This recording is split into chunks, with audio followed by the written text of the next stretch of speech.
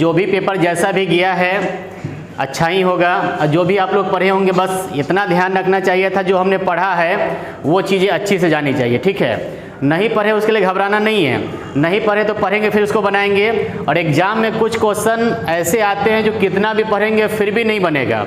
इसका रीज़न क्या है, कुछ बहुत डेप्थ से आते हैं। जैसा मैंने बताया था जीएस जनरली क्या है, एक समान अध्ययन है, लेकिन कुछ कुछ क्वेश्चन इतने डेप्थ से आते हैं कि उसको पढ़ने के लिए क्या करना पड़ेगा। मैंने बताया था कि किसी भी जीएस के क्वेश्चन 80 से 90% बनाने के लिए अगर इतना बड़ा समुद्र है सिलेबस का, तो आप मात्र उसका इतना पढ़ेंगे तो 80 से 90% क्वेश्चन बन जाता है। लेकिन वो जो 10% वाली बात है उसके लिए 90% पढ़ना पड़ता है।